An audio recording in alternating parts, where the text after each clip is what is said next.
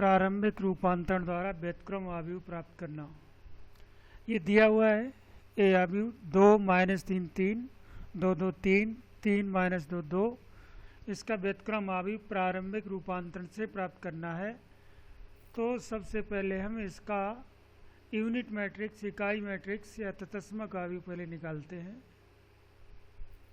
और इसी कोटि का होना चाहिए, इसलिए i बराबर 1 0 0 0 1 0 0 0 1। ये 3/3 कोट का है, तो ये भी हमने 3/3 कोट का आव्यूह मान लिया। अब प्रारंभिक पंक्ति रूपांतरण से a बराबर i इंटू ए। अब a का तो मान ये रख दिया, i का मान यहाँ से रख दिया और a ये। अब हमें इस मैट्रिक्स को i बनाना है प्रारंभिक रूपांतरण करके। तो सबसे पहले तो हम ये देखते हैं कि R2 को R2 माइनस R1 करके चेंज करते हैं और R3 चेंज है R1 प्लस R3 से। तो R2 में से R1 अगर घटाए तो हमारा ये चेंज हो जाएगा। तो R1 में तो कोई चेंज नहीं है, ऐसा ही लिखा।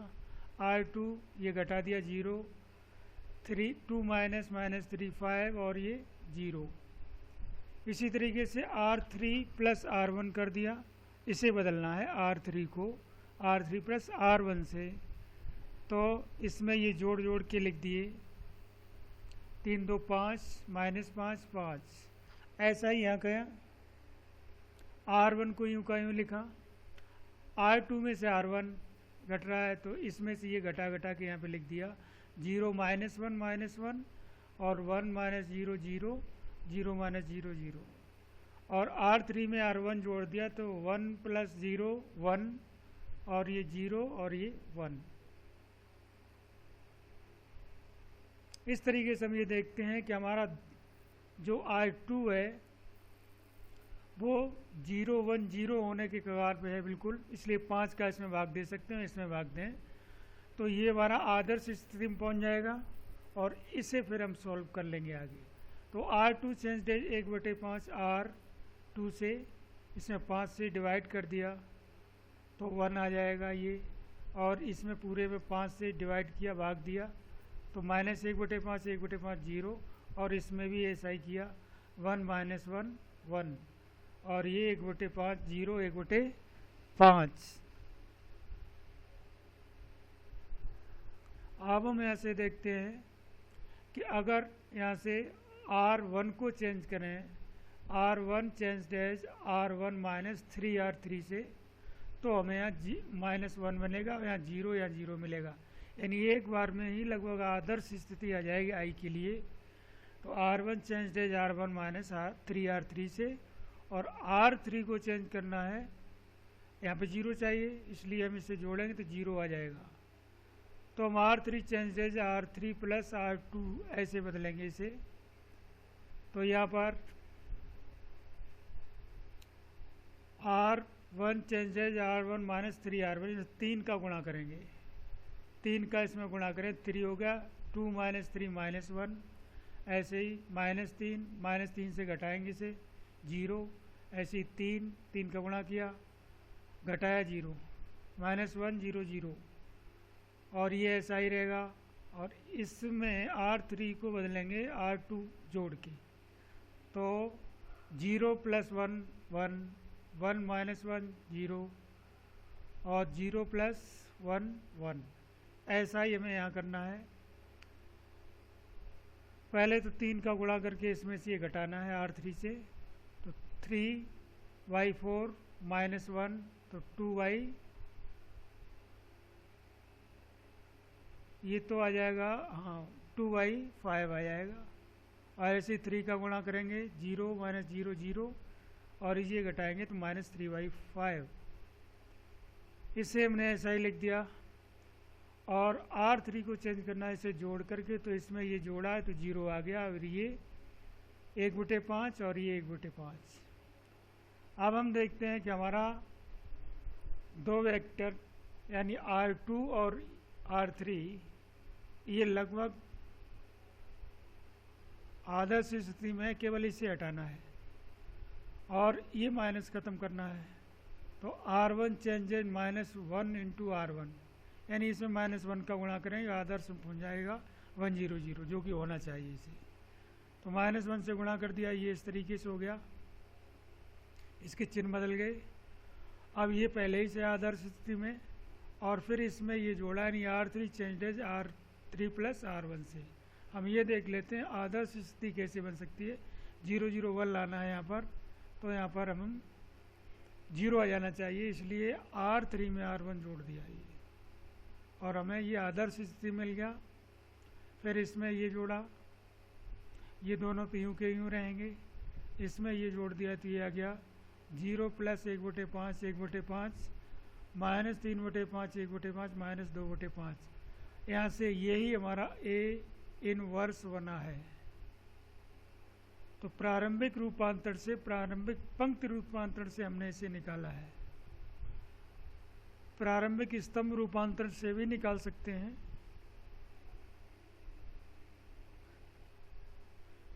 हमें A का, ये इसका इन्वर्स ज्ञात करना है। तो पहले I मानेंगे इसी कोड का 3/3 का, तो 1 0 0 0 1 0 और 0 0 1।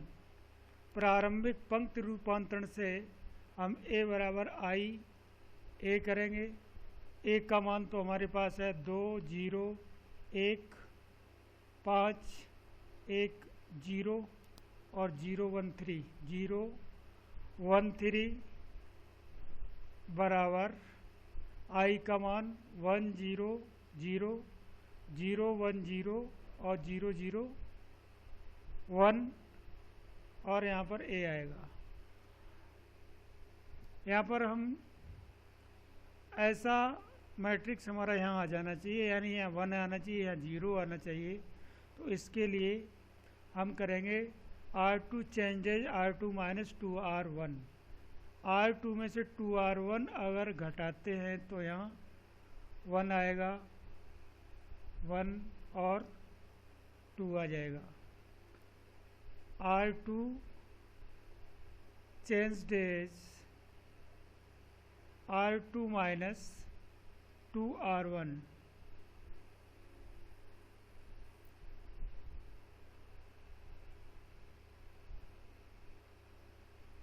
तो ये घटाएंगे, R1 में तो कोई परिवर्तन नहीं होगा, तो 2 0 1 और यहाँ आ जाएगा, 2 का गुणा करेंगे तो 4 आएगा, 4 माइनस 5 में से 4 जाएगा 1, ऐसे ही ये 0 आएगा 1 और यहाँ पर 2, और इसमें कोई परिवर्तन नहीं। ऐसे ही यहाँ पर आएगा, R1 में कोई परिवर्तन नहीं, 1 0 0 रहेगा। 2 का गुणा करके ये घटाएंगे R2 में से 2R1, तो 2 माइनस 0 माइनस 2 माइनस 2, और ये 1 0 और ये 0 0 1 आएगा।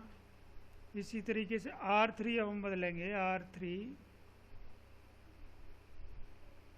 Changed as R3 minus R1 से।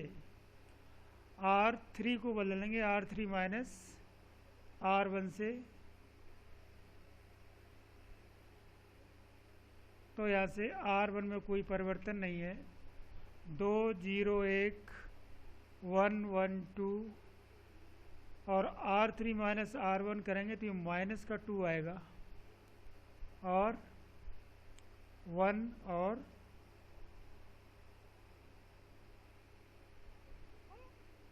ये 1 ही आएगा, और ये 3। R3 को बदलना है R3 माइनस R1 से, ये 2 आएगा।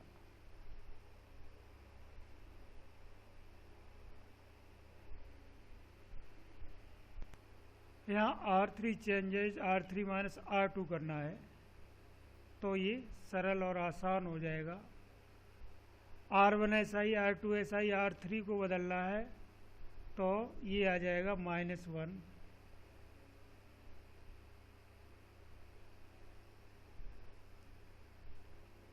और ये 0 1 बराबर 1 0 0 -2 1 0 और ये आ जाएगा हमारा 2, इसमें से यही घटाना है। R3 माइनस R2 2 आएगा, -1 और 1 into A।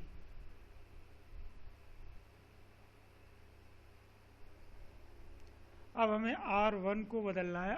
R1 change as R1 plus R3 से, R1 प्लस R3 से। इससे हम करेंगे R1 में R3 अगर जोड़ेंगे तो 1 आएगा, 0 आएगा और R1 minus R3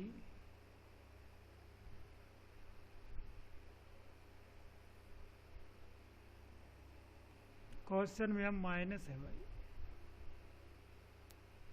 minus minus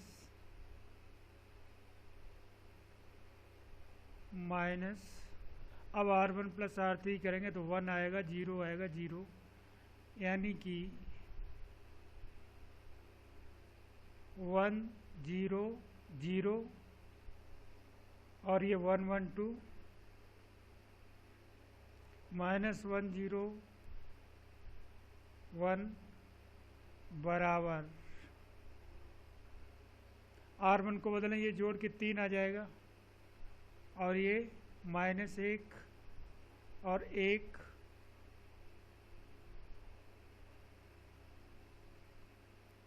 -2 1 और 0 2 -1 1 A। हम R3 change as R3 plus R1 करेंगे।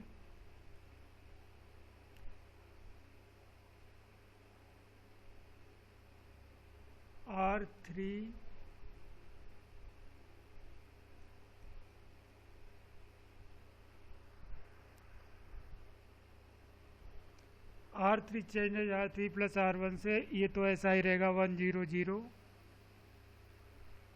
ये 1 1 2, इसमें ये जोड़ेंगे तो 0 0 1 बराबर ये आ जाएगा 3 -1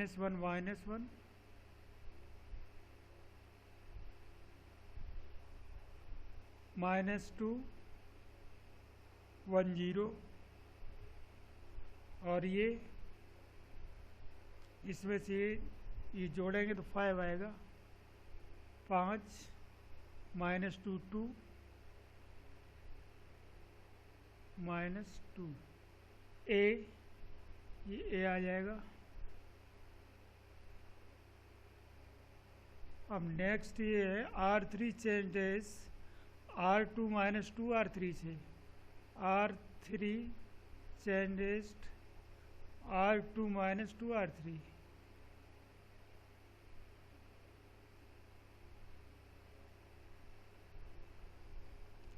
R1 SI 1 0 0, ये 1 1 2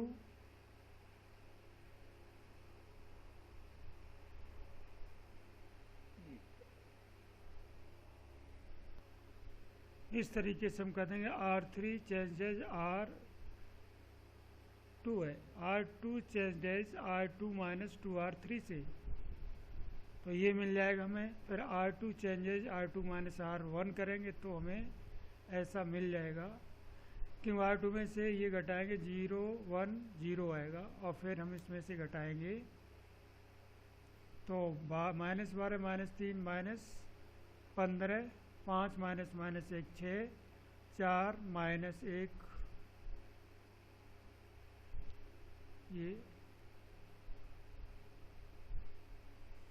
ये 5 है, तो 5 -2 2। इस तरीके से A इन्वर्स हो गया हमारा।